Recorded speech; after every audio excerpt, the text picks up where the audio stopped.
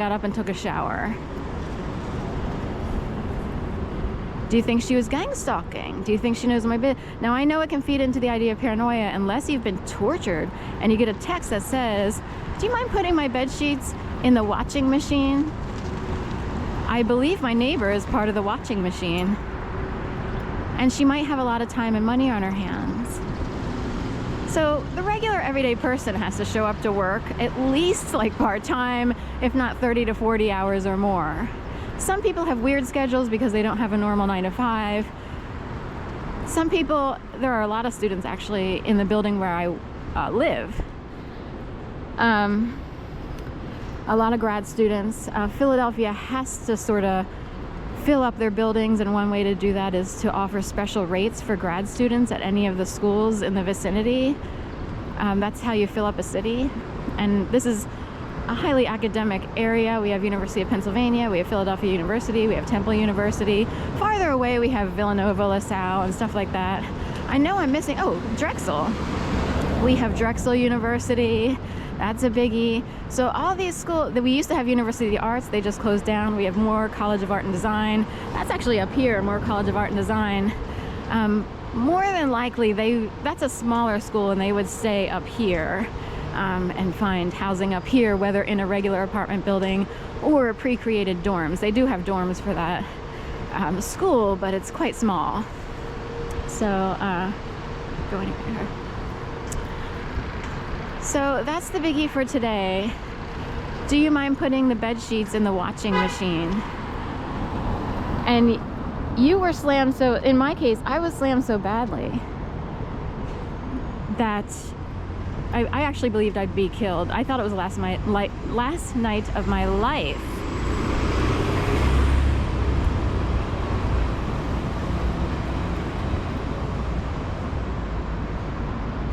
Not much to say, that's okay.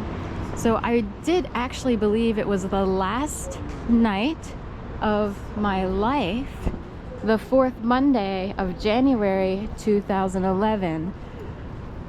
When I waited, first I called my sister for some weird reason.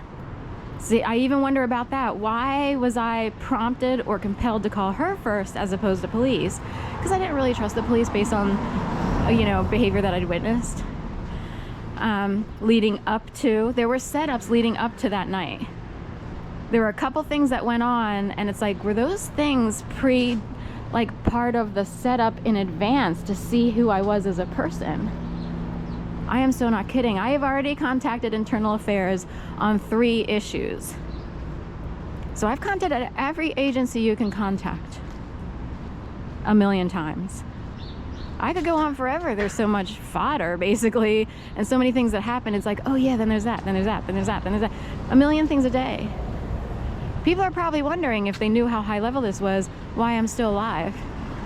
Because good people actually do win. So anyway, it was like I thought I'd be murdered that night because there was a whole orchestrated series of events, hard to explain. I called my sister first. She convinced me to call the police, like, just call them just to see if they'll come out. The next day I called my mom and I got, we're sorry, the phone number you're trying to reach has been disconnected. This happened in the wee hours of the morning. So I didn't call my mom right away because she even kind of joked, like, please don't call. She moved in with my aunt. She's like, please don't call after 10 or 11. By then we're in bed. And also, because she's living at my aunt's house, she probably felt even more trapped as a person, and more limited on how often the phones should ring, And they mostly use landlines there at that time. So I got, we're sorry, the phone number you're trying to reach has been disconnected. On top of that, I would call my dad. And for the first time in history, he had recorded an outgoing message. They ever since we had electronic voicemail or whatever on phones, they had just the robot that says, the Cole family is not available right now. Please leave a message. What do I get? Miraculously, coincidentally, wink, wink, winky, dink. I get, this is Frank and Barbara.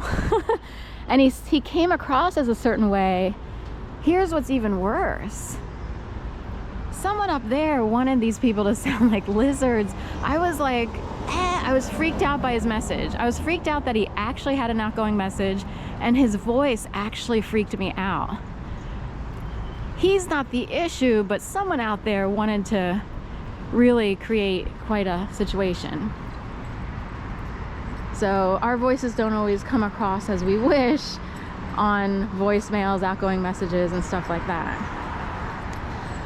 So anyway, ever since that day, or that night, 3:30, 4 in the morning, I've been harassed and gang stalked in ways that seem like you can't prove it. Like, all these people think they're getting away with something unless you can prove conspiracy. A conspiracy charge is when you can prove that 2 or more people conspired or collaborated or as a collective decided to diminish the quality of life of a targeted individual like me. So you can prove this through email communications. Not everyone can hear invisibly. It's not like a whole bunch of people can secretly communicate and you can't prove it.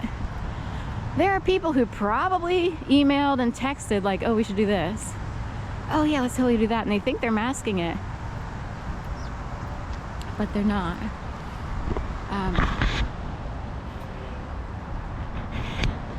So anyway, so there's a ton of examples. That's a very easy one. Do you mind putting the bed sheets in the washing machine? She was probably incredibly proud of herself. When people text, it's not totally confidential. We live in a society where you leave voicemails and that voicemail is recorded for history. We text and it's recorded for history, documentation.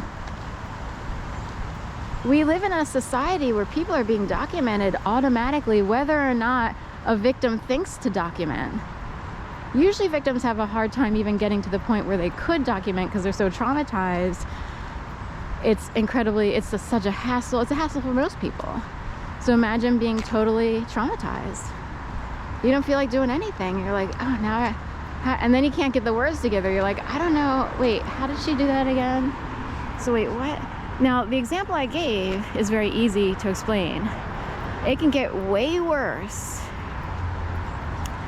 and way more convoluted. You could have an entire family who has tons of family members and they know they have people because they all look alike. I don't have tons of those people, and I mean features, not just hair color or skin color or whatever. We have people who know their people down to the size of their eyes, the shape of their nose, and so forth and so on. So they all know they're playing along with something all day long and you're being targeted by it. You see what I mean?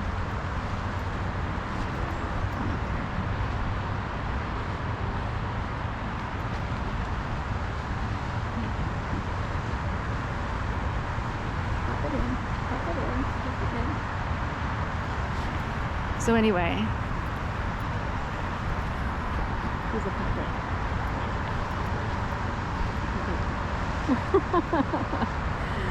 So anyway,